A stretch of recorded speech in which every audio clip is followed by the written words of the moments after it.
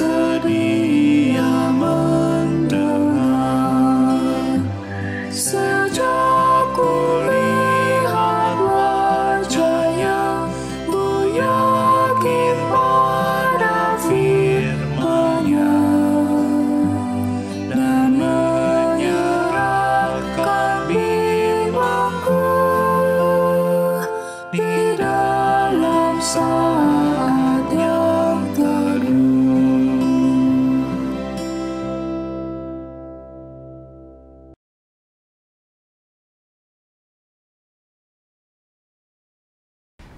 Selamat pagi saudara-saudara, mari kita bersatu di dalam doa.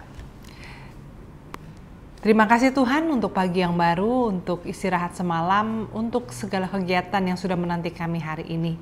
Berikan kami sukacita, kekuatan, damai sejahtera sehingga hari kami boleh kami jalani dengan baik. Dan biar firman Tuhan yang kami baca ini boleh menjadi panduan kami, kekuatan, penghiburan, pengharapan bagi kami. Kami berdoa dalam nama Tuhan kami Yesus Kristus. Amin. Saudara-saudara, kita akan bersama-sama membaca Alkitab dari kitab Wahyu pasal 20 ayat 7 sampai dengan 15. Setelah masa 1000 tahun itu berakhir, iblis akan dilepaskan dari penjaranya. Ia akan pergi menyesatkan bangsa-bangsa pada keempat penjuru bumi, yaitu Gog dan Magog, dan mengumpulkan mereka untuk berperang. Jumlah mereka sama dengan banyaknya pasir di laut. Lalu naiklah mereka ke seluruh dataran bumi dan mengepung perkemahan tentara orang-orang kudus dan kota yang dikasihi itu. Namun, dari langit turunlah api menghanguskan mereka.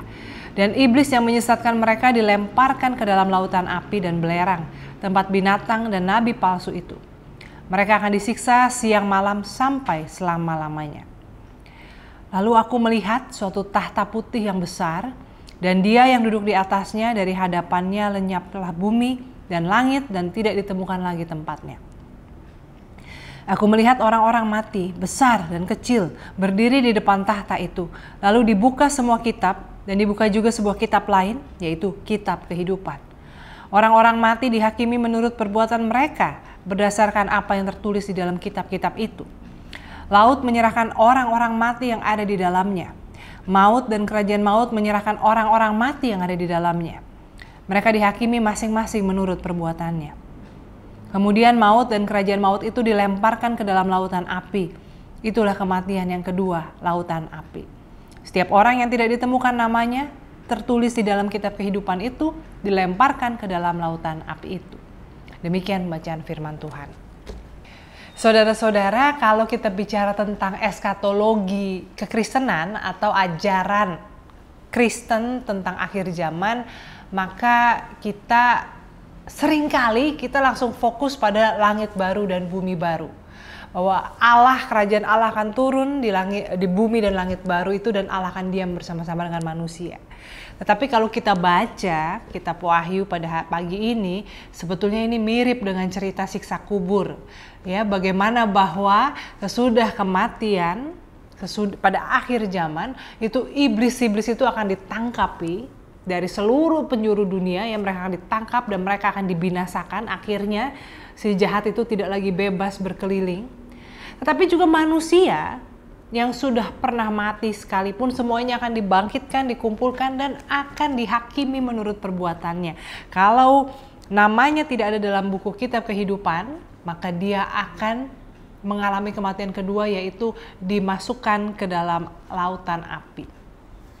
Nah saudara-saudara, ngeri nggak? Tentunya mengerikan, tetapi kita jangan beriman karena takut. Dan saudara-saudara, ini kemudian juga yang menjadi pegangan iman kita, bahwa kita diselamatkan bukan karena perbuatan, tapi karena iman kepada Kristus. Jadi ini mungkin kita bisa berkata, tenanglah, saya tetap beriman pada Yesus Kristus walaupun perbuatan saya banyak kurangnya, banyak celahnya, tapi nama saya sudah dimeteraikan di buku kitab kehidupan. Nah, tapi saudara-saudara, bukan berarti kita boleh mengabaikan penglihatan yang dialami oleh Yohanes ini, bahwa ini itu cuma dongeng saja, itu buat orang yang tidak percaya. Karena sekalipun kita diselamatkan oleh iman, tapi kita dihakimi menurut perbuatan kita. Nah, bagaimana saudara-saudara kita memahami hal ini? Bagaimana kita memahami bahwa kita diselamatkan oleh iman, tapi kita dihakimi oleh perbuatan. Nah, saudara-saudara, untuk itu kita harus memahami makna keselamatan itu sendiri seperti apa.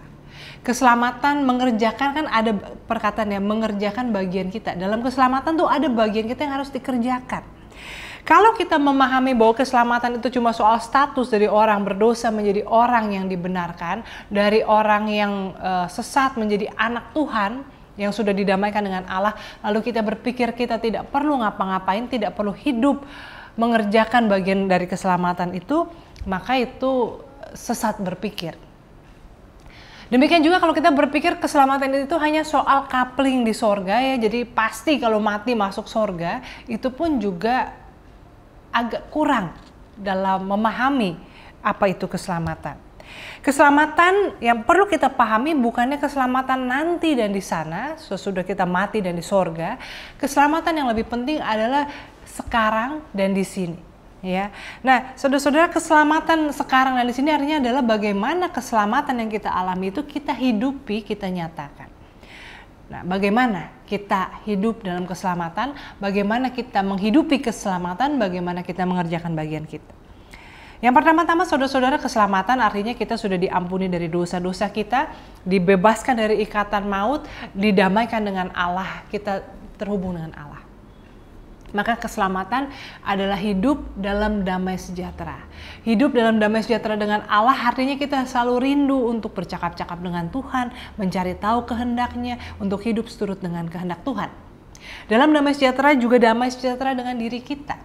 Orang yang diselamatkan adalah orang yang juga bisa berdamai dengan dirinya, berdamai dengan hidupnya, bisa bukan berarti membenarkan kelemahan-kelemahannya, tetapi bagaimana dalam didamaikan itu dia juga bisa mengasihi dirinya dan juga mengasihi sesamanya manusia. Nah saudara-saudara, orang yang diselamatkan itu pertama-tama tadi ya hidup dalam damai sejahtera dengan Allah, dengan dirinya, dengan sesamanya. Maka dengan demikian dia bisa menjalani hidup itu hidup yang berpusat pada Tuhan.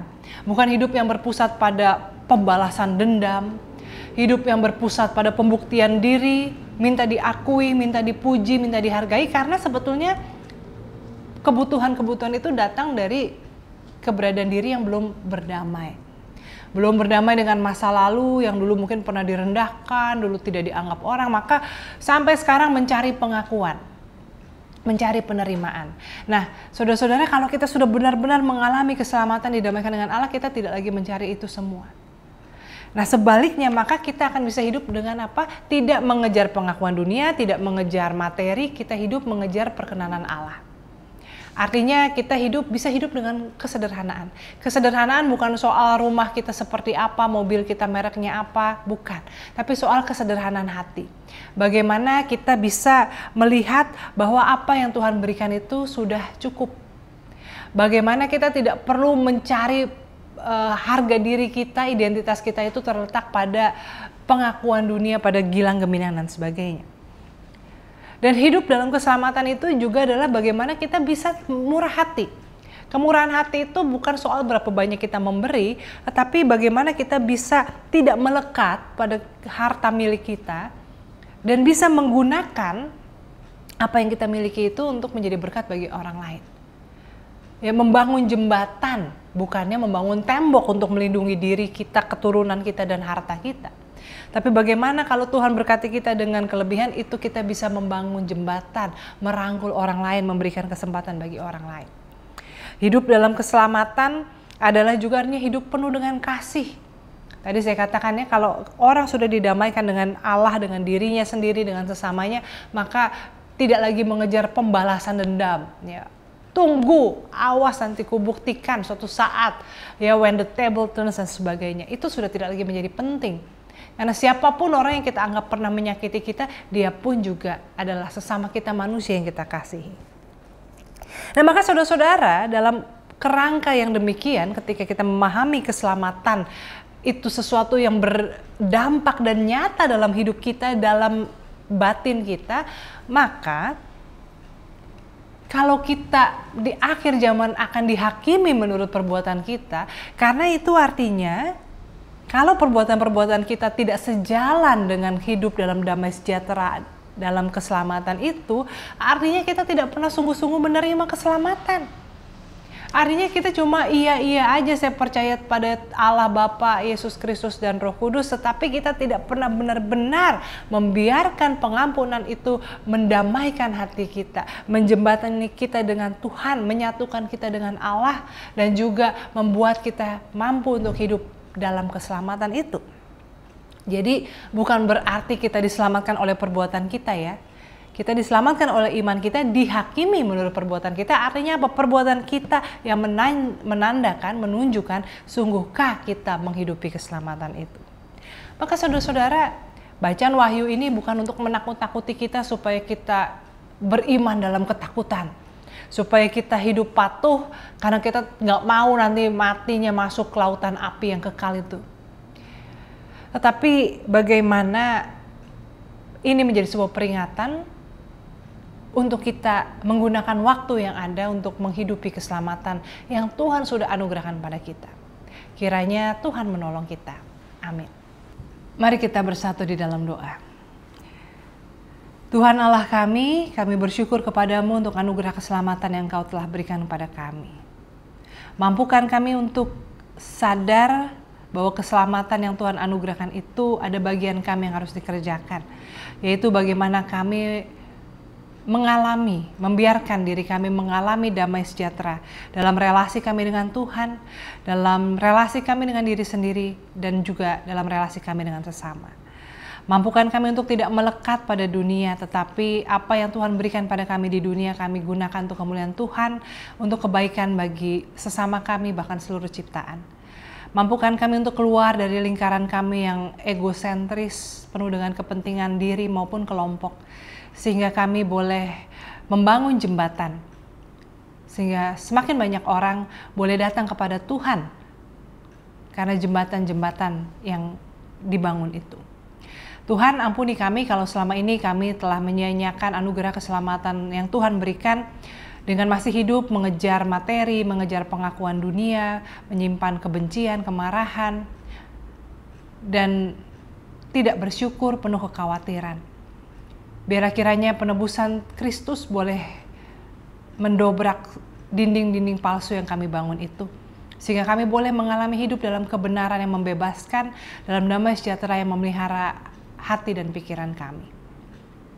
Tuhan, biarlah kiranya kami juga mau serahkan ke dalam tangan-Mu apapun yang menjadi kekhawatiran kami, baik dalam pekerjaan, mungkin dalam masalah kesehatan, atau dalam relasi kami dengan sesama.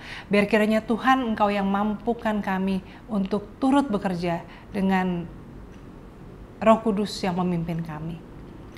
Kami mau serahkan Tuhan juga gereja-Mu ke dalam tangan Tuhan. Biarlah gereja Tuhan juga boleh menjadi tempat di mana damai sejahtera kebenaran Tuhan boleh dinyatakan. Biarlah gereja boleh menjadi saksi Kristus dengan membangun jembatan di tengah masyarakat, membawa pemulihan, pendamaian, kebaikan. Dan biarlah kiranya ya Tuhan, semuanya itu kami kerjakan agar nama Tuhan semakin dipermuliakan. Dalam nama Tuhan Yesus Kristus kami berdoa. Amin.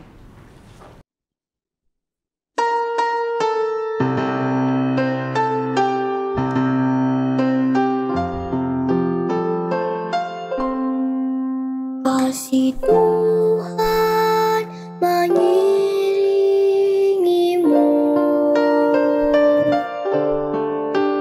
dan sayapnya melindungimu.